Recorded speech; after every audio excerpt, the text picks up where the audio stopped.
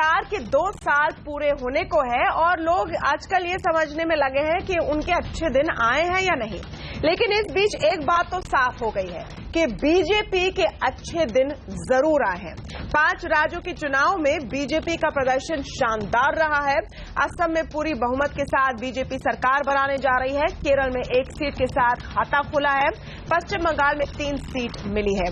इस कहानी का दूसरा पहलू ये भी है कि कांग्रेस का बहुत ही खराब प्रदर्शन रहा है।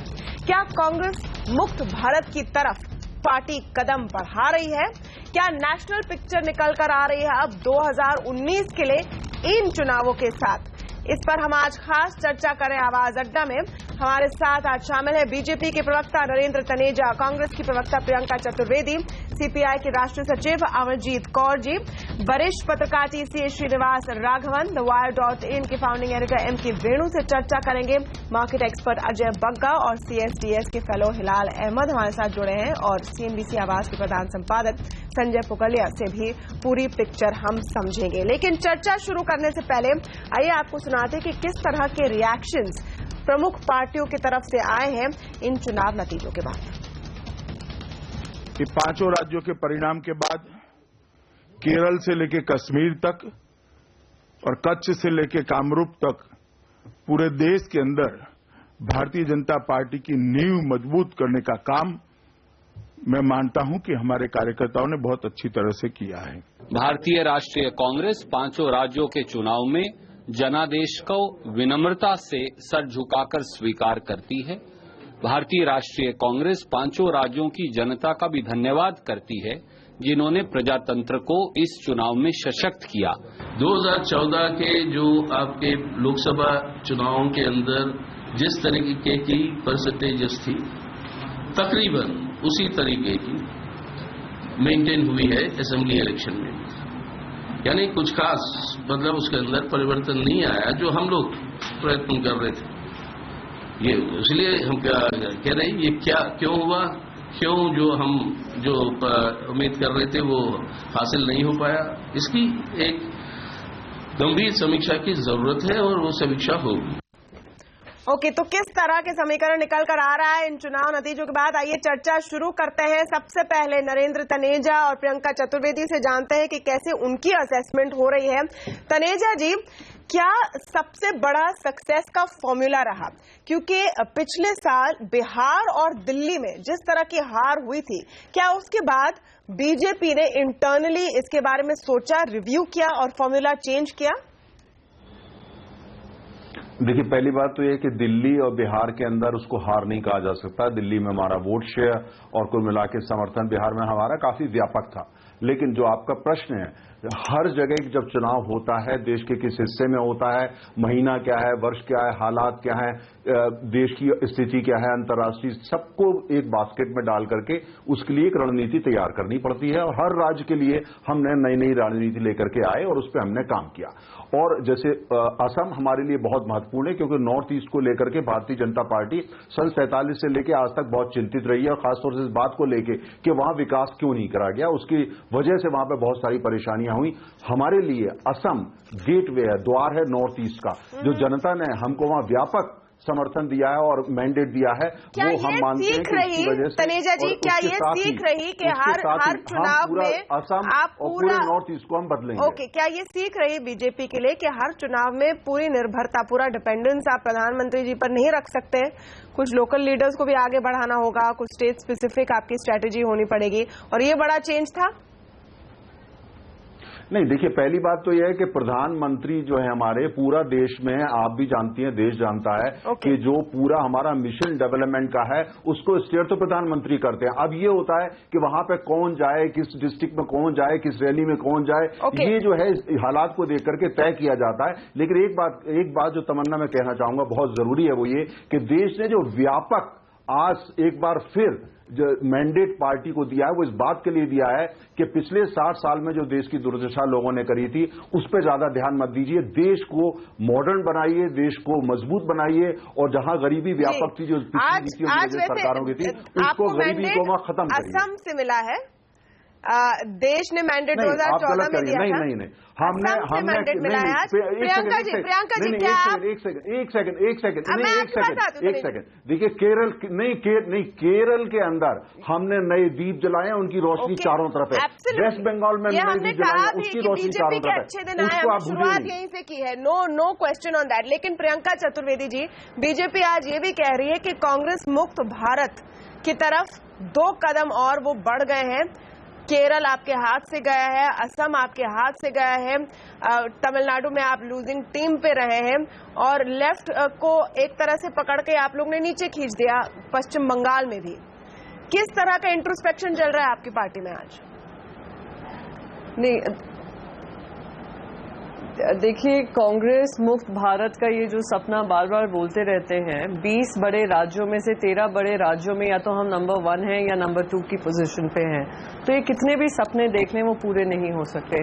हाँ, हम जानते थे कि असम हमारे लिए एक चैलेंज होगा। 3 टर्म हमने वहां पे दिए हैं, 15 साल से हमारी सरकार चल रही है, पर हमने सोचा था कि हम जो एंटी इनकम्बेंसी वाला ट्रेंड होता है उसको बात दे पाएंगे, नहीं दे पाए।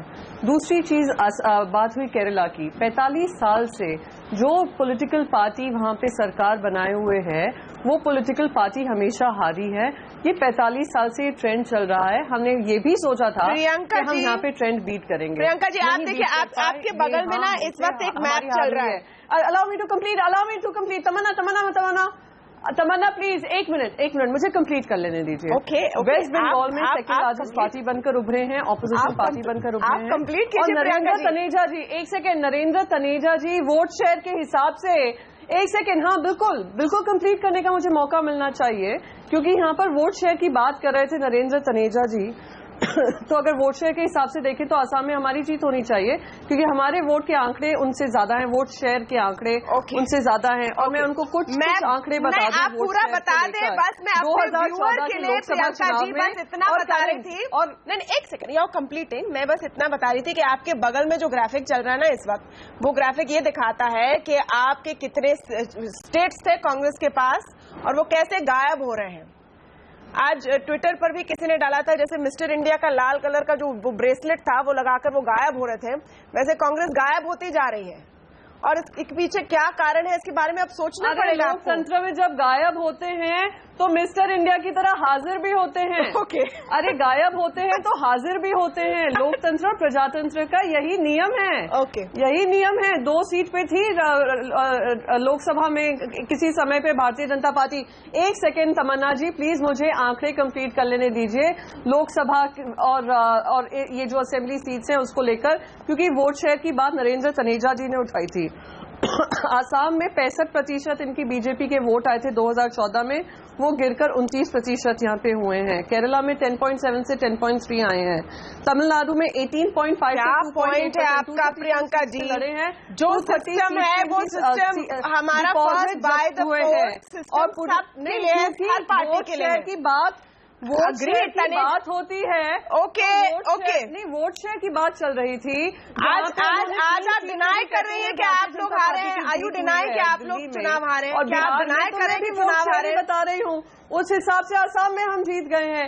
वोट शेयर में हमारे बीजेपी। अगर आज आप जीत मना रहे हैं असम पर, तो जी मैं ये आर्ग्यूमेंट को पंचर करने की कोशिश कर रही हूँ। ओके, नहीं, अच्छा संजय जी, नहीं, इतना तो मानते हैं। Sorry, I don't understand how do you think I am celebrating it. मैं तो बस उनका argument puncture fair enough. Sanjay ji, ये आर्ग्यूमेंट देखिए, तनेजा जी को एक चीज है, आसाम में हमारा आज जब वो अपनी जीत सेलिब्रेट कर रहे हैं तो उनको दिल्ली बिहार को भी उस खेमे में नहीं काउंट करना चाहिए। वो मानने को तैयार नहीं है कि दिल्ली बिहार में वो हारे थे। पूरी ओवरऑल पिक्चर क्या नजर आ रही? कौन सा ये नया फॉर्मूला मिला है कि रिकवर कर गई बीजेपी पिछले साल से? देखिए, नया फॉर्मूला नहीं है। दिक्कत यह है कि सामने जो विपक्ष है उसको कुछ भी सेल करना नहीं आता। और दुर्गति यह है कि आज हेडलाइन बहुत लोग ये बना रहे हैं बीजेपी को असम में अपार सफलता मिली, ये नहीं है। अभी मैं पढ़ रहा था एक अखबार जो बड़ा न्यूट्रल माना जाता है, कल उसकी हेडलाइन शायद ये होगी कि Congress emerges as the biggest loser. ये पहली हेडलाइन है और इस बात को कांग्रेस समझने को तैयार नहीं है कि जब कांग्रेस मुक्त भारत बनाने की बात मोदी राज में हो रही है तो इसके इम्प्लीकेशन क्या हैं। इसकी तैयारी क्या है। और ये आंकड़ों वगैरह की बात करके आर्गुमेंट में एक टेक्निकल बात करना अलग बात है, सच्चाई का सामना करना अलग बात है। तो कांग्रेस के लिए इतना बड़ा साइकोलॉजिकल सेटबैक है ये रिजल्ट, जिसका हिसाब नहीं। आमतौर पर ये छोटे राज्य हैं, इसका राष्ट्रीय राजनीति पर कोई बड़ा असर होना नहीं चाहिए, लेकिन बीजेपी और संघ इन दोनों के जो आग्रह रहे हैं और उसमें नॉर्थ ईस्ट में इनको ये सफलता मिलना इनके लिए बहुत बड़ा माइलस्टोन है। इसलिए मानना पड़ेगा कि इस रिजल्ट के सीरियस साइकोलॉजिकल फॉलोआउट हैं। एक के तरफ बहुत बड़ा फायदा, दूसरे के लिए मेजर नुकसान। अब कांग्रेस अपनी जमीन कैसे बचा पाएगी, इसका जवाब सारा देश ढूंढना चाहता है, कांग्रेस नहीं ढूंढना चाहती। आप कुछ नहीं कर सकते। ओके, वैसे हमने शुरुआत कर दी सीधे डिबेट की कांग्रेस और बीजेपी की बात करते हुए। नेशनल पिक्चर को हम दिखा रहे हैं। आज दिन था 5 बड़े चेहरों के लिए, मुख्यमंत्रियों के लिए। वो भी आपको तस्वीरें दिखा दें डिबेट को आगे बढ़ाने से पहले कि किस तरह से ममता बनर्जी ने, दीदी ने बिल्कुल स्टीम रोल कर दिया अपने ऑपोजिशन को पश्चिम बंगाल में। जयललिता ने पूरा एक रिकॉर्ड तोड़ दिया, जो रिवॉल्विंग डोर पॉलिसी होती है तमिलनाडु में कि हर 5 साल दूसरी पार्टी को जीत मिलती है, उसको भी ध्वस्त कर दिया उस लॉजिक को। वीएस अच्युतानंदन शायद बनेंगे देश के सबसे सीनियर मुख्यमंत्री 93 इयर्स के एज में। और ऑफ कोर्स सर्बानंद सोनोवाल और हेमंत बिस्वा शर्मा की जोड़ी ने कमाल कर दिया असम में, वो मौका भी दिया बीजेपी ने उनको। एमके वेणु जी, तमिलनाडु और केरला पर थोड़ा फोकस करके, वो एक सीट को बीजेपी आज बहुत बता रही है उसके बारे में, उसको एक बड़ी अचीवमेंट मान रही है भी। और क्या तमिलनाडु में बीजेपी ने थोड़ा एक सॉफ्ट अप्रोच रखा? तमिलनाडु में जयललिता का जीतना भी बीजेपी के लिए एक नेशनल लेवल पर अच्छी बात है। नहीं, देखिए, बीजेपी जयललिता से, आप ध्यान रखिएगा, बीजेपी अलायंस करना चाहती थी। इस बारी जयललिता का ये डिसीजन था कि वो अकेले जाएंगी और किसी के साथ अलायंस नहीं करेंगी, ना बीजेपी के साथ, ना और भी जो पार्टीज जो उनके साथ पहले लड़ती थी, लोकल तमिलनाडु की जो रीजनल पार्टी थी, जो पीएमके वगैरह। तो जयललिता ने इतना बड़ा रिस्क लिया और ये बहुत ही, मतलब, उनकी बड़ी खूबी है। ये अकेले उन्होंने इलेक्शन लड़ा, कोई अलायंस नहीं रखा, और ये जानते हुए कि तमिलनाडु के इतिहास में कभी भी पार्टी एंटी इनकम्बेंसी को कभी बीट नहीं किया पिछले 40 साल में, उसके बावजूद उन्होंने बीट किया। इसका कारण ये है कि जयललिता का जो वेलफेयर प्रोग्राम है, आप तमिलनाडु के वेलफेयर प्रोग्राम्स को स्टडी कीजिए, इसको केवल फ्रीबीज मत बोलिए, ये फ्रीबी नहीं है। वेणु जी, क्या कांग्रेस और डीएमके की गठबंधन का भी असर पड़ा? अगर डीएमके, क्योंकि एक थियरी ये भी चल रही है कि डीएमके अगर अकेले जाती तो शायद इतना बुरा हाल नहीं होता। नहीं, बिल्कुल नहीं, मैं ये नहीं मानता, क्योंकि डीएमके का भी जो करप्शन को लेके, यूपी के टाइम जो करप्शन हुआ उसको लेके तमिलनाडु के लोगों में अभी भी एक डीएमके के ऊपर एक सस्पिशन है। एक आपको बात बताऊं, मैं तमिलनाडु गया था, वहां गांवों में लोग बोल रहे थे कि डीएमके में इतने सारे फैमिली के लोग हैं कि करप्शन के चांसेस हर एक का अगर आप पेट भरना शुरू करें तो बड़ा मुश्किल काम है। उन्होंने कहा कि जयललिता कम से कम एक अकेली औरत है और इसके आगे पीछे कोई नहीं है, और ये काम करती है, वेलफेयर प्रोग्राम डिलीवर करती है, तो ये एक रेपुटेशन था। हालांकि एआईडीएम के ऊपर भी करप्शन के चार्जेस हैं। नहीं, और पश्चिम बंगाल में करप्शन की बात आई थी, करप्शन के चार्जेस आए थे, तब ये कोई मायने नहीं रखा। हिलाल अहमद जी, क्या किसी तरह का फॉर्मूला निकल रहा है कि what works? Strong regional parties को बड़ा बूस्ट मिला है और जहां पर कांग्रेस सामने है वहां पर बीजेपी को बड़ा बूस्ट मिला है। नहीं, देखिए, जो बात संजय जी ने इशारतन कही थी, मैं उसी को आगे बढ़ाना चाहता हूं। इसमें मुझे लगता है कि जो राष्ट्रीय पिक्चर है उसमें 3 बड़े तस्वीरें, एक तस्वीर नहीं बल्कि 3 जुड़ी हुई तस्वीरें उभरी हैं। पहली बात तो ये कि क्षेत्रीय पार्टियां सशक्त हुई हैं, और क्षेत्रीय पार्टियां जब सशक्त होती हैं तो फेडरलिज्म का सवाल बहुत महत्वपूर्ण हो जाता है। तो अगर चाहे वो जीएसटी हो या यहां तक कि कम्युनल वायलेंस बिल जो पास नहीं हो सका था यूपीए में, उसको हम कांग्रेस बीजेपी की लड़ाई ना समझें, क्योंकि उसमें एक बहुत बड़ी भूमिका टीएमसी और एआईएडीएमके ने निभाई थी, और जीएसटी के मामले में भी केंद्र राज्यों के संबंधों को लेकर बात लगातार होती रही रही है। तो पहली चीज तो ये है कि क्षेत्रीय पार्टियां राष्ट्रीय राजनीति को तय करेंगी, ये पहली बड़ी पिक्चर उभरी है। दूसरी बड़ी पिक्चर जो उभरी है वो उभरी है गठबंधन की राजनीति की। अभी तक ये कहा जा रहा है कि कांग्रेस मुक्त भारत हो या बीजेपी हमें ये कह रही है, नहीं, इसके बियॉन्ड जाना पड़ेगा, क्योंकि सभी जगह पर गठबंधन बने हैं, चाहे वो आसाम में भी एक गठबंधन की जीत है और इसी तरह केरल में भी एक गठबंधन की जीत है। लेकिन तीसरी बड़ी चीज है वो ये है कि जो विचारधारा की बात बराबर भाजपा नहीं, एक मिनट मुझे तमन्ना पूरा करने दीजिए।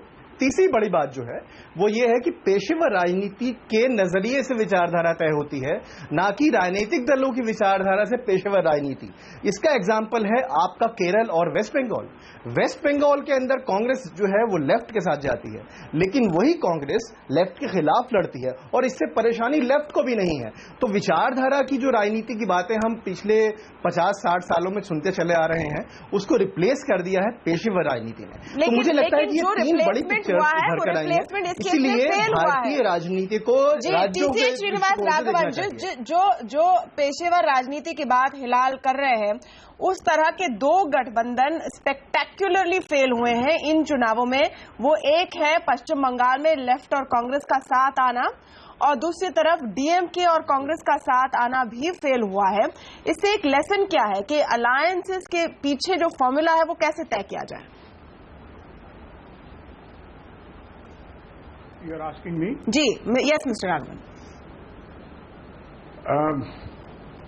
देखिए, जो लोग जब वोट करते हैं या तो समर्थन के लिए करते हैं या गुस्से में करते हैं। अब केरला में, तमिलनाडु में जयललिता के खिलाफ आउटसाइड ऑफ चेन्नई कोई खास ऐसा गुस्सा था नहीं, तो वहां पे तो उनको सीटें मिल गई। वेस्ट बंगाल में लोग जानते हैं कि कांग्रेस और सीपीएम किस तरह से लड़ा करते थे, और वहां की जो इलेक्टोरेट है वो काफी लिटरेट और अवेयर इलेक्टोरेट है। अब उनके सामने आप जाके खड़े हो जाएं कि कल तक हम एक दूसरे का गला काट रहे थे और आज साथ आ गए, तो वो तो ये लोग बात समझ ही गए ना कि यू ओनली वांट पावर। और मैं तो वेस्ट बंगाल जाके काफी 2 साल हो गए, पर जो कुछ देखा था उससे तो काफी साफ ये जाहिर था कि Mamata Banerjee was doing a lot of developmental work in the rural areas. अब लोगों को अगर गुस्सा नहीं हो तो वो कहते हैं चलो चल रहा है तो चल ले, तो एक नए वाले को क्यों लेके आए। तो that is what has happened in Tamil Nadu, that is what has happened in West Bengal. Kerala में इन कॉन्ट्रास्ट यूडीएफ का जो करप्शन था उसके खिलाफ मैं जो सुनता हूं, मैं गया नहीं, बहुत सालों से गया नहीं वहां पे, 3-4 साल हो गए, पर जब गया था तभी भी लोग इसकी बात कर रहे थे कि करप्शन बहुत है। मैं आपको 2 चीजें कहना चाहता हूं। वन इज, ये सुबह से मैं ये कांग्रेस वालों का डिफेंस सुन रहा हूं, वोट शेयर बढ़ गया, ये हो गया, फलाना हो गया, ढिमकाना हो गया, हम लोग we are present as a party, we are present as the spirit of India, ये सब जो सुन रहे हैं, इसको एक हिंदी में कहावत है कि भागते भूत की लंगोटी सही। तो ये they just clutching at straws, this is a meaningless thing. इनको जो करना है वो करेंगे नहीं, क्योंकि आज मणिशंकर अय्यर को मैं सुन रहा था, वो कह रहे थे कि देखिए कुछ भी हो जाए, गांधी फैमिली जो है उसको हम छुएंगे नहीं। तो अब इनकी समस्या ये है कि लीडरशिप चेंज नहीं करते हैं, लीडरशिप चेंज करते हैं तो डिसइंटीग्रेट होते हैं, चेंज नहीं करते हैं तो पार्टी मेल्ट्स अवे। तो अब ये क्या करेंगे? सो ये गठबंधन वगैरह, you know, all these things as you asked, they work. Bihar में व्हाई डिड इट वर्क? क्योंकि लोगों ने वहां पे जो बिल्कुल पहले जो बीजेपी ने जो स्टेटमेंट दिया था कि this was the result of caste politics, बाद में उन्होंने चेंज कर दिया उसको। बट द फैक्ट इज कि सबको मालूम है कि जब सारी कास्ट के बेसिस पे वोटिंग होती है, नहीं, लेकिन गठबंधन सही से किए गए या नहीं, कांग्रेस पार्टी ने ये भी अब एनालाइज होगा आगे जाकर। जैसे असम में एआईयूडीएफ के साथ गठबंधन नहीं किया और उसका शायद खामियाजा भुगतना पड़ा। संजय जी ज्यादा चतुर हैं, इनको जाहिर तौर पर सारे विपक्षी पार्टियों ने सलाह दी थी कि आप अजमल साहब के साथ गठबंधन कर लीजिए, इन्होंने नहीं किया। इनकी दिक्कत यह है कि रस्सी जल चुकी है, ऐंठन नहीं गई है। और एक बात याद दिलाना चाहता हूं संजीदगी से, कुछ लोग टीसीए श्रीनिवास राघवन को प्रोफेटिक बात कहने के लिए जानते हैं, कुछ लोग कह सकते हैं कि इनकी जुबान काली है। इन्होंने बिजनेस स्टैंडर्ड में बरसों पहले एक लेख लिखा था जो मुझे बहुत याद आता है कि जब किसी रूलिंग डायनेस्टी की 4थी पीढ़ी आ जाए राज करने के लिए तो खबरदार हो जाइए। और उसमें उन्होंने चीन, रूस, यूरोपियन और मुगल एम्पायर्स के दर्जनों एग्जाम्पल दिए थे। उन्होंने समसामयिक राजनीति की कोई बात नहीं कही थी, लेकिन ये पार्टी पढ़ने लिखने में भरोसा नहीं करती, पब्लिक से बात करने में भरोसा नहीं करती, और कांग्रेस मुक्त भारत बनाने का जो अभियान बीजेपी का है उसमें पुरजोर ढंग से मदद करती है। कह रहे थे कि आसाम में पोलराइज हो जाएगा जी अगर हम अजमल साहब के साथ मिल लेंगे तो। अरे मिलते तो कुछ अच्छा कर लेते। अब यूपी में ये चले हैं ताल ठोकने के लिए कि हम यहां पर लड़ेंगे, या तो ये मुख्यमंत्री बन जाएं या वो उसके दावेदार बन जाएं। ये पॉलिटिक्स की बहुत ही गलत समझ है, इनको ये समझने को तैयार नहीं है। जो हिलाल कह रहे हैं कि पेशेवर राजनीति जब वैचारिक राजनीति को रिप्लेस कर देती है तो चुनाव लड़ने के तरीके दूसरे होते हैं, वो तरीके ये समझने को तैयार नहीं है। इनका आप कुछ नहीं कर सकते। ओके, अजय बग्गा जी, एक मार्केट और इकोनॉमी पर्सपेक्टिव से जब ये एग्जिट पोल्स आए थे कि बीजेपी आगे हो सकती है, और बिल्कुल कुल मिलाकर वही एक प्रेडिक्शन था जो हुआ है, बाजार ने अच्छा रिएक्ट किया था। आज चुनाव के बाद हमने बाजार में फॉल देखा। किस तरह से एक लॉन्ग टर्म पर्सपेक्टिव है, क्या इसको अहमियत दे रही है मार्केट और इकोनॉमी? बिल्कुल अहमियत दे रही है तमन्ना। मार्केट का जो फॉल आया है उसके दो कारण थे, एक तो इंटरनेशनल, दूसरा जो पी नोट का सेबी बोर्ड मीटिंग शुरू हो चुकी थी और आपके चैनल पे सेबी चेयरमैन बोर्ड मीटिंग से पहले बोल के गए कि हम पी नोट लाएंगे। तो आप देखिए जो आधे घंटे में जो मार्केट में करेक्शन आया वो ज्यादा पी नोट के चलते था। इलेक्शंस को मार्केट ने काफी वेलकम किया है। क्यों? क्योंकि काफी हौसला बढ़ेगा, और अगर ये गठबंधन एटलीस्ट कुछ कॉमन मिनिमम प्रोग्राम बना सके ममता और जयललिता के साथ, राज्यसभा में पारित कर सकें जीएसटी को, तो वो काफी स्ट्रांग रहेगा। अब ये देखिए पिछले साल जो हम भारत में रहते हैं हमें तो कोई ज्यादा इंटॉलरेंस वगैरह नहीं दिखा था, बट विदेशों में वो इंटॉलरेंस और अवार्ड वापसी काफी उछल गया था।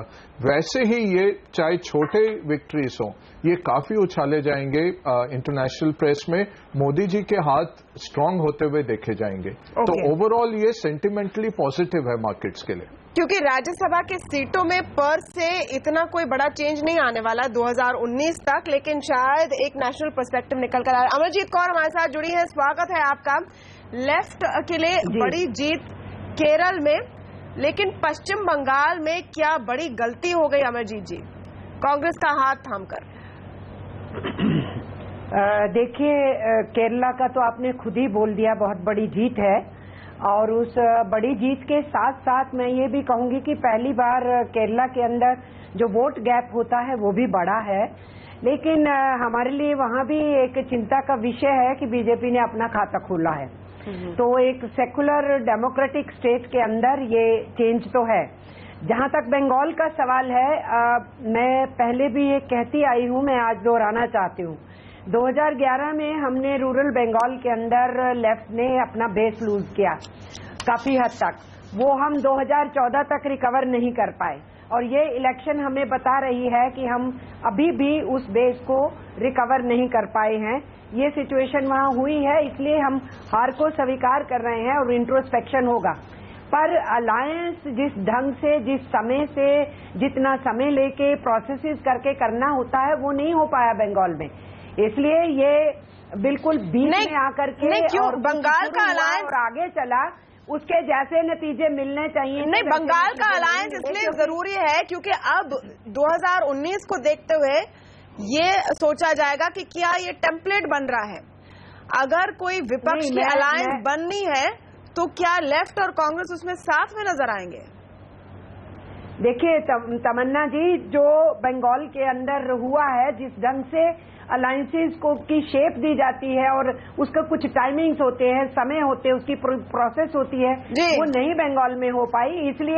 इसलिए ये अलायंस उस ढंग से वर्कआउट ही नहीं हो पाया, तो वो असफलता तो सामने दिख रही है।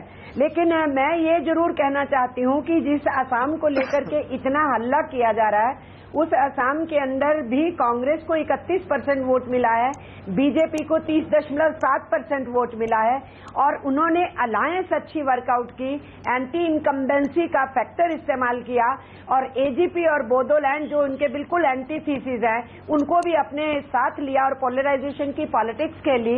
उस वजह से आप प्रशंसा कर रही हैं बीजेपी या निंदा कर रही हैं उनकी? आप एडमिट करिए कि उन्होंने सही ढंग का अलायंस किया। कह रही हूँ, ने प्रशंसा ना प्रशंसा की बात नहीं मैं कर रही, मैं ये कह रही हूँ कि अलायंस की पॉलिटिक्स को हिंदुस्तान की एक रियलिटी है जिसके अंदर कांग्रेस उसमें असफल हुई और बीजेपी अलायंस की वजह से जीती, लेकिन बीजेपी ये नहीं कह सकती कि बीजेपी का डंका बज गया, ये नहीं है। उनको भी ये ह्यूमिलिटी होनी चाहिए कि किस वजह से वो जीत पाए हैं।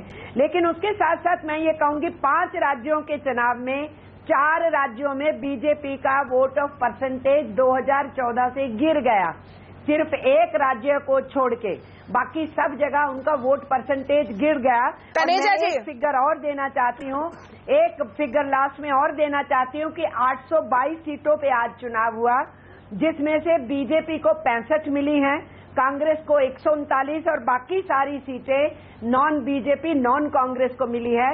इस सारी सिचुएशन ये बताती है कि अलायंस पॉलिटिक्स आगे और चलेगी। नहीं, आपकी रीडिंग मुझे ये भी बताती है कि शायद लेफ्ट ने मन बनाया है कि आगे विपक्ष की भूमिका में वो कांग्रेस का हाथ पकड़े रहेंगे, या ये एक अच्छा आइडिया नहीं, इस पर विश्लेषण आगे। लेकिन तनेजा जी, आपका रिस्पॉन्स।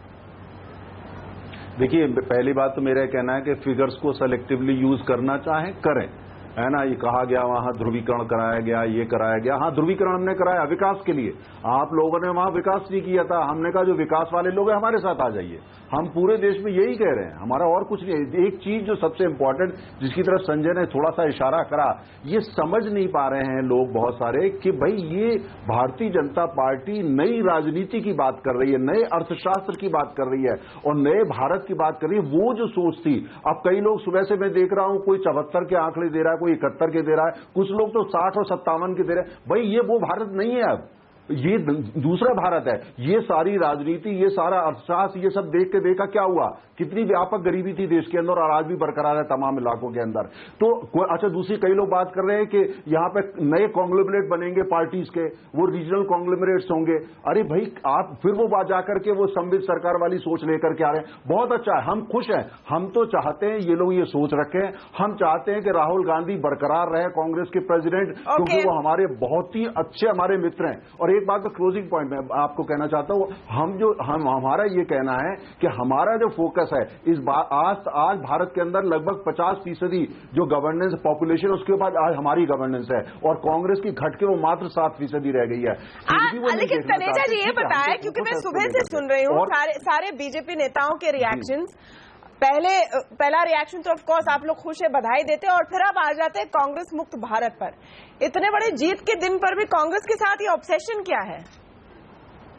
नहीं, ऑब्सेशन नहीं है, ये इसलिए है कि जो देश की दुर्दशा इसने करी, हम बीजेपी मुक्त भारत बनाना चाहते हैं। कांग्रेस का जब तक नाम लेना पड़ेगा लेंगे, लेकिन अब मुझे लगता है कि बस अब 7% इनकी गवर्नेंस रह गई है, शायद हमको सोचना पड़ेगा बार बार कांग्रेस का नाम लेकर, क्योंकि और दूसरी बात यह इनका नेतृत्व हमारी वेणु इसमें आना चाहते हैं जी,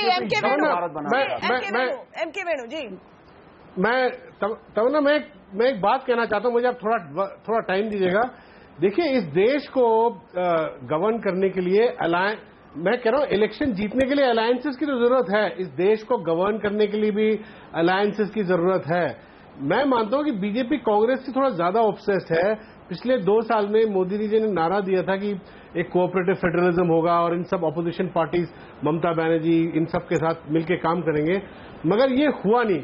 अब देखिए, ममता बनर्जी इलेक्शन जीतते उन्होंने क्या कहा, उन्होंने एकदम ये दावा किया कि मैं अब केजरीवाल, नवीन पटनायक, जयललिता, मायावती, इन सब के साथ बात करूंगी और एक नेशनल पॉलिटिक्स में हम कुछ हिंट किया कि एक फ्रंट बनाएंगे। तो ये बीजेपी के लिए अच्छा न्यूज नहीं है। और मैं कह रहा हूं कि अभी तक मेरा ये मानना है कि जीएसटी की भी चर्चा करी एमके वेणु, उन्होंने जीएसटी की भी चर्चा करी, आप उसको मत भूलिए। ओके, मैं कुछ और बोल रहा हूँ, मैं ये बोल रहा हूँ।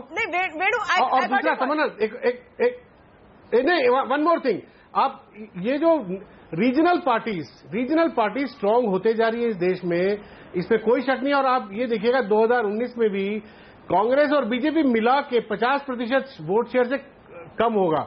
पिछले बार कम था, ये ग्लास सीलिंग है। बाकी ऑपोजिशन फैक्टर बनेगी 2019 में, वो एक बड़ा प्रश्न जरूर है। हाँ, यही मैं बोल रहा हूँ, ये बड़ी ऑपोजिशन क्या उस फॉर्मूला में कांग्रेस की कोई जगह रहेगी? प्रियंका चतुर्वेदी जी, आपको मानना पड़ेगा कि पिछले 2 सालों में और उससे पहले से भी आप एक एक करके स्टेट आपके हाथ से निकलती जा रही है और इस वक्त आप सिमट चुके हैं, सिकुड़ चुके हैं। हाँ, दो चीजें मैं कहना चाहूंगी। सबसे पहले मैं TSR जी से कहना चाहूंगी, आपके जो भी पॉइंट्स रहे हैं उनको हम विनम्रता से स्वीकारते हैं और हाँ, बिल्कुल हम इन चीज़ों पे गौर देंगे कि क्यों ऐसा है कि हम अपनी सक्सेस स्टोरीज को आगे नहीं बढ़ा पा रहे हैं और क्यों हम सिमट रहे हैं कुछ राज्यों में। ये हमारे लिए भी सोच की बात है। पर मैं इस बात से आपसे सहमत नहीं हूँ sir, with all due respect to you, कि आप कह रहे हैं कि हम उसको लीपापोती करने की कोशिश कर रहे हैं। अगर वोट शेयर की बात कर रहे हैं, हम ये नहीं कह रहे हम हार से हम मुकर रहे हैं। हाँ, हम हारे हैं, पर अगर हम वोट शेयर के आंकड़े देखेंगे तो हाँ, उसमें हमें थोड़ा एक रणनीति सामने समझ में आती है कि आने वाले समय में हमें कहाँ कॉन्सेंट्रेट करना जरूरी है।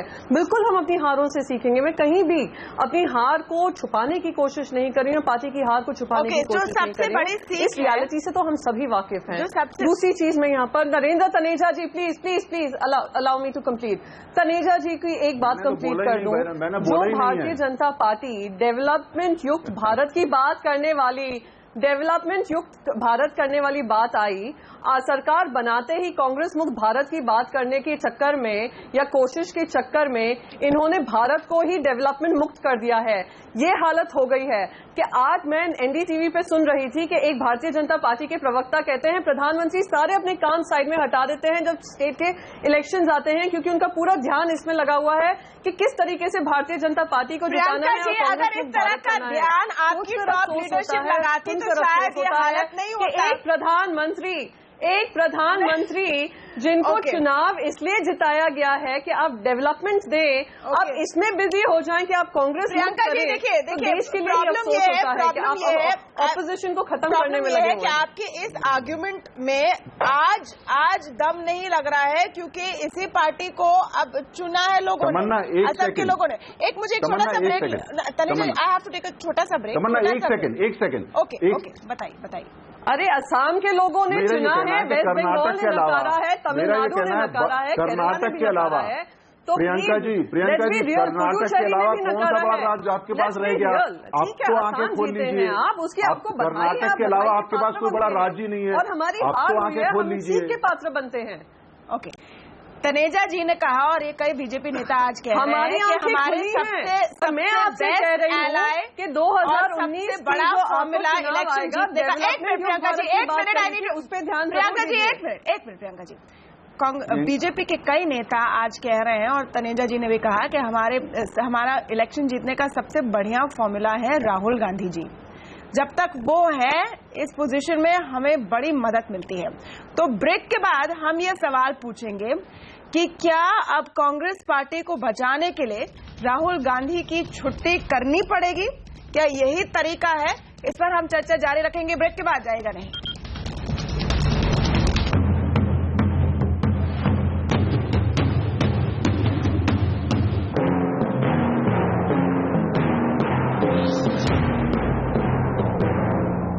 विधानसभा चुनाव के नतीजों पर हम विश्लेषण कर रहे हैं। CNBC आवाज पर जो खास हेडलाइंस निकल कर आ रही है, बीजेपी के लिए बड़ी जीत, असम उनके खाते में आ गया है। अब वहां पर वो सरकार बनाएंगे। केरल में उन्होंने अपना अकाउंट खोला है 1 सीट के साथ। बंगाल में अच्छा प्रदर्शन रहा है और दूसरी तरफ कांग्रेस की बुरी तरह से पिटाई हुई है। नेशनल पिक्चर में क्या संदेश जाता है, इस पर हम बातचीत कर रहे हैं। संजय जी, हमने सवाल पूछा ब्रेक में जाने से पहले कि क्या अब वो समय आ गया है कांग्रेस के लिए कि वो कड़ा कदम उठाए। इसमें 2 व्यूज निकल कर आते हैं। एक है कि अगर परिवार नहीं है तो कांग्रेस बिखर जाएगी, और दूसरा है कि जब तक परिवार है कांग्रेस आगे नहीं बढ़ सकती। देखिए, ये बात तो सही है कि जिस कांग्रेस को हम आज कांग्रेस के रूप में पहचानते हैं, टच करते हैं, फील करते हैं, वो एग्जिस्ट करती है क्योंकि परिवार का एक सीमेंट है, परिवार का एक ग्लू है। अगर वो नहीं है तो फिर वो कांग्रेस कुछ और है। पवार साहब की और ममता बनर्जी के 2 अपवादों के अलावा आप देखिए कितने कांग्रेस बने और कितने कांग्रेस आकर के चले गए। फिर वो कुछ जनता दल ABCD XYZ जैसी सेंट्रिस्ट पार्टियां हैं। इसीलिए ये जो एक प्लेटफॉर्म है होल्डॉल किस्म का, ये सीमेंटेड और साथ में चलने को तभी तक तैयार रहता है जब चुनाव जिताऊ गांधी नेहरू परिवार की लीडरशिप उसको मिलती है। लेकिन अब जब चुनाव जिताने की स्थिति नहीं बनेगी, चौधरी वीरेंद्र सिंह कल पार्टी ज्वाइन करेंगे और आज कैबिनेट मिनिस्टर बनेंगे, हेमंत बिश्व शर्मा जैसा नेता नाराज होकर के आपके पास से जाएगा, अब ये उसको रिवॉर्ड करेंगे, तो आप सोचिए कि बीजेपी की रणनीति किस प्रकार की है और कितनी व्यापक है। कोई भी इलाका, कोई भी चीज, कोई भी कॉर्नर, कोई भी रणनीति ये छोड़ते नहीं है। और कांग्रेस की हालत क्या है कि नहीं जी ये गलत करेंगे, ये हार जाएंगे, इसलिए हम जीत के आ जाएंगे। भगवान इनका भला करे। ओके, यही दो बातें निकलती हैं तमन्ना। एक तो कि बीजेपी ने वो सेंट्रिस्ट पोजीशन ऑक्यूपाई कर ली है जो कांग्रेस की होती थी ट्रेडिशनली, वो सबको एसिमिलेट कर पाते हैं। एक बात यह, दूसरा कांग्रेस तो बहुत पैरासिटिक दिख रहा है। बिहार में देखिए इनकी सीटें बढ़ गई लालू और नीतीश से सीटें लेके। आज वेस्ट बंगाल में ये कह रहे हैं हम नंबर 2 पार्टी बन गए हैं। इनकी कहीं हालत नहीं रहती। ये कम्युनिस्ट ने गलती कर दी इनके साथ गठबंधन करके। कम्युनिस्ट के वोट ट्रांसफर हुए, कांग्रेस के वोट नहीं ट्रांसफर हुए। कांग्रेस ज्यादा सीटें ले गई कम्युनिस्ट से। तो कल को इनसे गठबंधन कौन करेगा, ये एक सवाल बन जाता है, क्योंकि आप तो सीटें खा जाते हैं अपने गठबंधन वालों। तमन्ना, एक बात मैं जो कहना चाहता हूं कि देखिए बीच में क्या हुआ था कि सरकार आई, बड़ी उम्मीदें थी जी, टाइम लगता है काम होने में। फिर हुआ कि इनके पास बैंडविड्थ नहीं है, टैलेंट की कमी है, अच्छे दिन कब आएंगे, अब ये गड़बड़ हो गई, अब वो गड़बड़ हो गई। ये सब हम लोग बहुत इस चर्चा में थे, क्रिटिसिज्म हो रहा था और अचानक लग रहा था कि कुछ गड़बड़ है। और वापस इस मैंडेट से ये जो इस बार आज जो नतीजा आया है उससे इनकी पॉलिटिक्स वैलिडेट हो रही है, इनका हौसला बढ़ रहा है। आज का डिस्कशन बीजेपी के प्लसेस माइनस से हट करके बीजेपी ने खुद एक प्रकार से शिफ्ट कर दिया है कि कांग्रेस का क्या होगा भाइयों, ये हिसाब लगाओ। तो मैं बार बार कह रहा हूं कि इनके लिए एक सीरियस साइकोलॉजिकल एडवांटेज आज क्रिएट हुआ है बीजेपी के लिए, और कांग्रेस के लिए आज सीरियस साइकोलॉजिकल डिसएडवांटेज क्रिएट हुआ है। और ये जो सेंटिमेंट का दिल दिमाग वाला खेल है उसको कहीं से भी पार पाने, मुकाबला करने की स्थिति में ये नहीं दिखते। मैं बार बार क्यों इस पर हार्प कर रहा हूं, क्योंकि हम सब लोग चाहते हैं, कोई भी ढंग का आदमी ये चाहेगा इंक्लूडिंग बीजेपी के लोग, कि लोकतंत्र के हक में है कि मजबूत विपक्ष हो। वो भूमिका ये खो रहे हैं, या तो क्षेत्रीय पार्टियों के पास है, या जैसा अजय जी ने कहा कि कांग्रेस का एक प्रकार से सेंट्रिस्ट पोजीशन, प्रो गरीब पोजीशन, स्टेटिस्ट पोजीशन लेकर के बीजेपी अपने को एक नए प्रकार से गढ़ के सामने लाना चाहती है। जी तनेजा जी इसमें आना चाहते हैं, आप कैसे इसको आखिर पूरे विश्लेषण को? हाँ, मैं दो पॉइंट तमन्ना मैं बताऊं, मेरे कांग्रेस में भी बहुत मित्र हैं।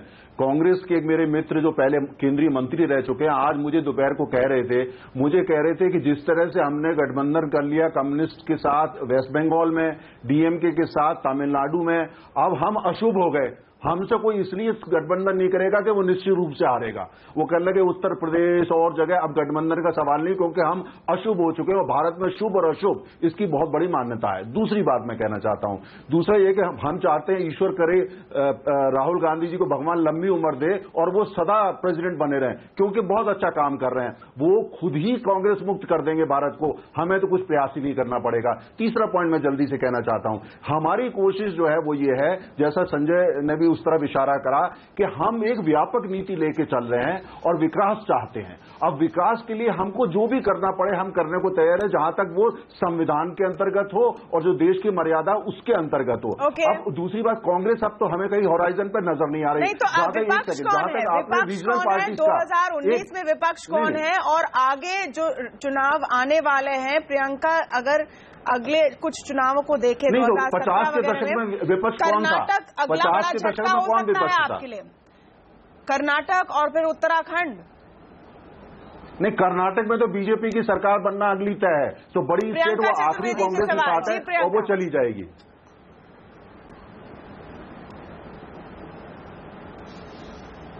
आप मेरा सवाल भी उन्हीं से पूछ लीजिए। तनेजा जी, अगर आप चांस दें तो मैं जवाब दे दूं, मुझसे कुछ सवाल पूछा गया है। मैंने तो प्रियंका जी एक शब्द भी नहीं बोला, आपको मेरी आवाज वैसे ही सुनाई देने लगी। इतना डर गए हमारी जीत से कि मैं नहीं बोल रहा, तो भी आपको मेरी आवाज सुनाई दे रही है। बड़ा अच्छा लग रहा है। व्यक्त करें, आइए। नहीं, क्योंकि भारतीय जनता पार्टी के साथ हो गया है ना कि हर बार मन की बात करते करते दूसरों की मन की बात सुनना खत्म हो गया है। इसलिए मैंने कहा जब आपको फुर्सत मिल जाए, हमें 2 मिनट हमें भी दे दीजिएगा। हमें सबसे सवाल पूछा गया उसका जवाब देने का। तो हाँ, आपने तमन्ना जी आपने सवाल पूछा उत्तराखंड को लेकर और कर्नाटक को लेकर। हम बिल्कुल जैसे सारी यहाँ पे पैनलिस्ट हैं, उन्होंने हाँ कर्नाटक और उत्तराखंड शायद आपने कहा, सारे पैनलिस्ट हैं, उन्होंने फीडबैक दिया है, काफी सीनियर जर्नलिस्ट हैं, सीनियर पॉलिटिकल कमेंटेटर्स हैं, उन सबकी बात ध्यान रखेंगे, अपने स्टेट यूनिट से पूछेंगे कहाँ हमसे गलतियां हुई हैं, क्या उसमें हम सुधार कर सकते हैं, क्या क्या नई रणनीति है जिसकी संजय जी बात कर रहे थे, जो कांग्रेस को अपनाना बहुत जरूरी है। हाँ, शायद हम 130 साल पुरानी पार्टी हैं, चेंज आते आते, बदलाव आते आते समय लगेगा, सबको साथ में लेकर चले, इकट्ठा किया, हो सकता है गलतियां हुई हैं। हम ये भी चाहेंगे लोगों से कि लोग जाने कि हाँ हमसे गलतियां हुई हैं, गलत हम हुए हैं, उसको सुधारने का भी काम हम प्रियंका जी, क्या राहुल गांधी मैगी इंस्टेंट, क्या राहुल गांधी के पोजीशन को अब रिव्यू करने की जरूरत है? पे होंगे, अकाउंटेबिलिटी आएगी, नहीं एक सेकेंड चेंजेस आएंगे, अकाउंटेबिलिटी आएगी। स्टेट लेवल यूनिट्स में हमने चेंजेस किए थे, वो ऐसे राज्यों में स्टेट यूनिट्स चेंज हुए हैं जहां जिनमें इलेक्शन सामने नहीं है, तो आने वाले समय में अकाउंटेबिलिटी तो टॉप से शुरू होती है ना प्रियंका जी, अकाउंटेबिलिटी टॉप से शुरू होती है। वो आने वाले समय में हमें नतीजा देगा। नहीं, अकाउंटेबिलिटी सब तरीके से होती है, सिर्फ इलेक्शन में किसको टिकट दी गई है, किसने उसका भार संभाला है। बहुत ही स्पेसिफिक मैं सवाल पूछ रही हूँ प्रियंका जी, इस उम्मीद से कि आप जवाब दें, क्या राहुल गांधी के परफॉर्मेंस को रिव्यू करने का समय आ चुका है? मैं एक सवाल पूछना चाहती हूँ तमन्ना यहाँ पर, and with all due respect to all the senior television anchors, काफी ऐसे चैनल्स हैं जो टीआरपी में अच्छा नहीं कर रहे हैं, पर सीनियर टीवी एंकर्स अभी भी वो उसको प्राइम टाइम शो बनाए हुए हैं, और senior TV anchors prime time show बनाते हैं, भले ही टीआरपी में पीछे हटे हैं। क्या वो टीवी एंकर्स हटे हैं? तो मैं बस यहाँ पे ये कहना चाहती हूँ, बार बार ये सवाल लकीली देखिए प्रियंका जी, टीवी एंकर चुनाव नहीं लड़ना पड़ता ना, टीवी एंकर तो वेरी लकी एंकर ही वो टीआरपी चला सकते हैं। प्रियंका जी एक बढ़िया चीज है, एक बढ़िया चीज है कि नहीं, it's good example, it's a good example. एक फर्स्ट चीज मेरे माइंड में आई तो नहीं, प्रियंका जी इकोनॉमी के तौर पे आपको इतने मुद्दे दिए गए थे, आपके पास इतने मुद्दे थे। आप शायद ये जानती नहीं है प्रियंका जी, और संजय जी बताएंगे कि हर एंकर हमारा चुनाव तो डेली हो जाता है, हमारे लिए तो वोट रोज पड़ जाते हैं, उसमें रोज हार जीत जाते हैं। छोड़िए, ये थोड़ा सा अलग अलग विषय है। हमारी भी अकाउंटेबिलिटी रोज हो जाती है, रोज हम बार चुनाव हारेंगे तो आप खत्म हो जाएंगे प्रियंका जी, और जिस तरह का ट्रेंड चल रहा है उसमें आपको सोचना पड़ेगा कि 2019 में जहां पहले बात हो रही थी कि कांग्रेस एक धुरी बनेगी, उसके साथ दूसरी पार्टियां, अब ममता बनर्जी तमन्ना मेरी एक नई समस्या है। अनुपात के आधार पर प्रतिनिधित्व अगर मिलना चाहिए तो अनुपात के आधार पर एयर टाइम मिलना चाहिए। अब कांग्रेस की जितनी पहचान और पकड़ और जितना मौजूदगी हो गई है, उसके नाते हम लोग कांग्रेस को बहुत ज्यादा एयर टाइम दे रहे हैं। पहले तो आप फीस दीजिए हमको। नहीं, और तमन्ना एक मैं कुछ कहना चाह रही हूं। बिल्कुल सर, ये तो आप लोगों को आउट ऑफ प्रोपोर्शन टाइम दिया जा रहा है कांग्रेस पार्टी। अमरजीत कौर जी जी, मैं ये कहना चाह रही हूँ कि यहाँ पर सर जब समय भी आएगा तभी भी इतना ही ध्यान रखिएगा। प्लीज मुझे बात पूरी कर लेनी दीजिए। हर एक को इंट्रोस्पेक्शन की जरूरत है। अगर हम केरला में खुश हैं तो बंगाल में हम क्यों हारे हैं, हम करेंगे। कांग्रेस भी कह रही है कि हम इंट्रोस्पेक्शन करेंगे, लेकिन बीजेपी अपनी वोट शेयर गिरने के बावजूद भी एक भी जगह पे कुछ नहीं कहने के लिए तैयार कि जहां प्रधानमंत्री समेत सारा मंत्रिमंडल केरला में उतार दिया, वहां भी इनका वोट शेयर गिर गया और एक सीट आई, जबकि कह रहे थे यूडीएफ के साथ उनका मुकाबला एलडीएफ उड़ गई। अमरजीत कौर जी, लेकिन देखिए आप क्योंकि बहुत ही अच्छा पॉलिटिकल असेसमेंट करती है, इसलिए बी फेयर, केरल में किसी की एक्सपेक्टेशन नहीं थी कि बीजेपी सरकार। तमन्ना जी एक मिनट और मैं जो कहना चाह रही हूँ वो ये कहना चाह रही हूँ, अभी एक किसी प्रवक्ता ने ये कहा, एक्सपर्ट ने कहा कि ये सेंट्रिस्ट पोजीशन बीजेपी ले रही है और उन्होंने राव बिरेंद्र का नाम लिया। मैं ये आपको बताना चाहती हूँ, सारे आंकड़े उठा के दीजिए। हरियाणा के अंदर sitting MLA, sitting MPs, UP के अंदर sitting MLA, sitting MPs, Assam के अंदर सिटिंग एमएलए, सिटिंग एमपी, इन्होंने दूसरी पार्टियों के लेकर के खड़े किए बीजेपी ने। इन्होंने नया क्या बनाया? ये कांग्रेस मुक्त भारत नहीं, कांग्रेस को अप्रोप्रिएट करने की बात कर रहे हैं। ओके, अमरजीत कौर जी, इस सवाल का जवाब दीजिए, इस सवाल का जवाब दीजिए। आज की स्थिति में क्या कांग्रेस को गले लगाना लेफ्ट के लिए एक सही आइडिया है या नहीं? क्या आज की स्थिति में लेफ्ट पार्टियों के लिए कांग्रेस को इस तरह गले लगाना ऑन ए नेशनल लेवल एक सही आइडिया है या गलत आइडिया है? क्योंकि इस कॉम्पोजिशन को आपके वोटर्स ने रिजेक्ट किया है बंगाल में। हाँ जी, क्या आपके लिए कांग्रेस का हाथ पकड़ना अब सही आइडिया लग रहा है या गलत आइडिया लग रहा है बंगाल के एक्सपीरियंस के बाद? देखिए, जहां तक बंगाल का सवाल है वो अभी विश्लेषण के बाद ही निर्णय होगा, पर ये आरएसएस की बैकिंग से चलने वाली बीजेपी खुद ही सबको एक मैडम, आप बाकी चीजों का विश्लेषण आप तुरंत करेंगे, लेकिन इसका बाद में होगा। नहीं, मैं बीजेपी का आपको पता है, अपना नहीं पता है। मैं अपने समेत बोल रही हूँ कि आरएसएस बीजेपी जिस तरीके से डेमोक्रेटिक इंस्टीट्यूशन का हनन कर रहे हैं, ये खुद ही सुनिश्चित कर देंगे सबको एक साथ। एक छोटी बात इकोनॉमी पे तमन्ना, हम मार्केट वाले क्या देखते हैं? देखिए, 17 महीने से एक्सपोर्ट्स गिर रहे हैं। यस, बदहाली है, रूरल डिस्ट्रेस है, बहुत पानी की किल्लत है। किसी ऑपोजिशन पार्टी ने उठ के पार्लियामेंट में गवर्नमेंट को नहीं पूछा। ये हम कह रहे हैं कि आप सुदृढ़ ऑपोजिशन बनिए, कुछ मुद्दे तो उठाइए। ये लगे हुए हैं कम्युनिस्ट का, जहां रशिया खत्म हो गया, चाइना मार्केट कैपिटलिस्ट बन गया, में रोज अभी भी बात कर रहे हैं। अभी मुझे बोलने उठाने ही नहीं देता कोई, पार्लियामेंट चले तो मुद्दे उठेंगे। हर बार तो मुद्दा कुछ और ही बना करके बीजेपी फेंकती है। एक जीएसटी पे लेके रोक के बैठे हुए पार्लियामेंट को। अच्छा, एक बात मैं नया पॉइंट लेके आना। Tamanna, can I make one small point? Tamanna, एक छोटा पॉइंट। तमन्ना, एक छोटा पॉइंट। तमन्ना, एक छोटा पॉइंट। मैं सर को बता दूं, सर इस टाइम तो लोकसभा, सर लोकसभा 1 मिनट भी एडजर्न नहीं हुई थी और सारे मुद्दे डिस्कस किए गए थे लोकसभा में। अशोक चव्हाण जी ने एक नया पॉइंट लेके आते हैं, उस पर मैं चाहूंगा बात की है, इस मुद्दों पर हमने राज्यसभा में भी की है। बस यही है कि सुनना बंद हो गया है, ये थोड़ी दिक्कत है। बिल्कुल, आप अपनी बात फिर बाद में पूरी करिएगा प्रियंका जी, नरेंद्र जी आप अपनी बात रखिएगा, लेकिन मैं विषय में एक नया, इस बहस में एक नया पॉइंट जोड़ना चाहता हूं और इस पर मैं चाहता हूं कि हिलाल से हम रिस्पॉन्स लेना शुरू करें, फिर तनेजा जी रिएक्ट करें। मेरा पॉइंट यह है कि पिछले दिनों बीजेपी या जो इनके संघ और दूसरे संगठन हैं, उनको लगा कि ये खास तरह की आवाजें और मुद्दों को उठा के सामने रख देना चाहिए, जिसको हम हार्ड हिंदुत्व कहते हैं, जिसको हम भारत माता या तिरंगा या इस तरह की जो मुद्दे उठे थे, वो सारी चीजें हमारे सामने हैं। उसके बाद अचानक वो सारी आवाजें इस वक्त शांत हो गई हैं। चुनाव में ये सब मुद्दे इस तरीके से नहीं उठे, छोटी मोटी बातें अभी भी हो रही हैं।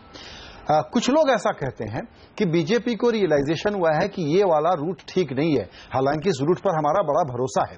रूट जो ठीक है वो ये है कि ये वाला काम चुपचाप करो, लेकिन सामाजिक सच्चाई की जो राजनीति है वो है जातीय लैंग्वेज वाली राजनीति। जात पर वापस चलो, खास करके यूपी के संदर्भ में। क्या ये असेसमेंट सही है हिलाल कि बीजेपी ने अपना एक क्रिटिसिज्म जो बढ़ा था अचानक दुनिया भर में और देश भर में, उसको टोन डाउन करने के लिए रणनीति बदली है और शायद ये अच्छी रणनीति है?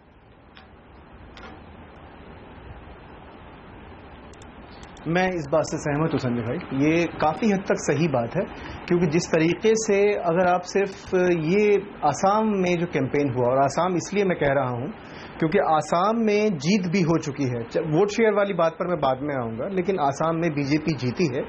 लेकिन जिस तरीके से जो भारत माता की जय और जिस तरह के हार्डकोर इश्यूज थे, उनको बिल्कुल सॉफ्टली रीजनल भाषा में उनका अनुवाद करके चुनावी मुद्दा बनाना, मुझे लगता है कि एक संरचनात्मक काम था राजनीति के दृष्टिकोण से, और वो संरचनात्मक काम का मुझे लगता है कि उनको परिणाम भी मिला है तकरीबन, अगर हम बिल्कुल स्पष्ट तौर पर देखें तो अपना आसाम में।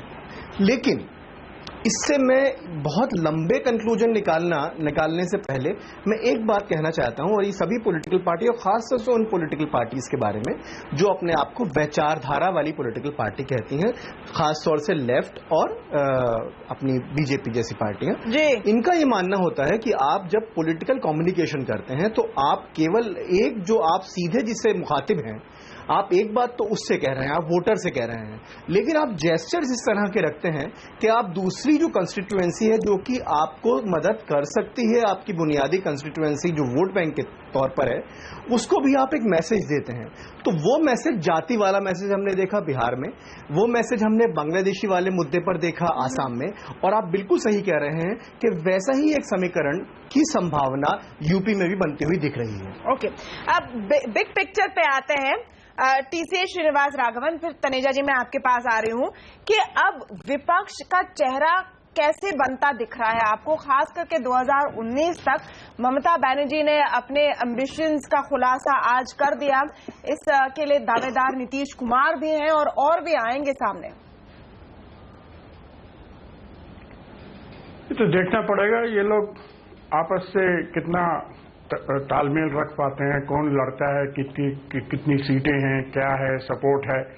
पर अगले 2 साल में इतना तो जाहिर हो गया है कि पार्लियामेंट में इलेक्शंस को तो छोड़िए, पार्लियामेंट में बीजेपी के खिलाफ ये सारी पार्टियां दे विल गेट टुगेदर। अब इसमें बीजेपी को देखना पड़ेगा कि इनको डिवाइड कैसे करें, कि किस तरह से किस स्टेट गवर्नमेंट को क्या दिया जाए। वो ये रही बात as far as legislation is concern. But जहां चुनाव का सवाल है वो तो अब यूपी में देखेंगे क्या होने वाला है करके। That will be the first indicator of, वो क्या कहते हैं, index of opposition unity. Taneja ji आज तनेजा जी आज सवाल ममता बनर्जी और नीतीश कुमार का नहीं है, सवाल अभी आज का जो सवाल है वो कांग्रेस पार्टी का क्या रोल होगा इसमें, that is the key question. लेकिन इस रफ्तार पर अब लग रहा है कि कांग्रेस पार्टी का क्या वैसा रोल हो भी सकता है 2019 तक, क्या होगा अब ये भविष्यवाणी करना थोड़ा मुश्किल है। लेकिन एज ऑफ नाउ तनेजा जी, जो पॉइंट मैं आपके सामने रखना चाह रही थी आपके रिस्पॉन्स के पहले, ये मौका है बीजेपी के लिए। जी वेणु जी, बच्चे ये मौका है बीजेपी के लिए कि अब आप अपने रिश्ते मुख्यमंत्रियों के साथ सुधारें। स्ट्रांग विकेट पर आप आए हैं, 2 साल पूरे होने जा रहे हैं, ये पीएम सीएम टीम पर एक और आप लोग प्रयास कर सकते हैं।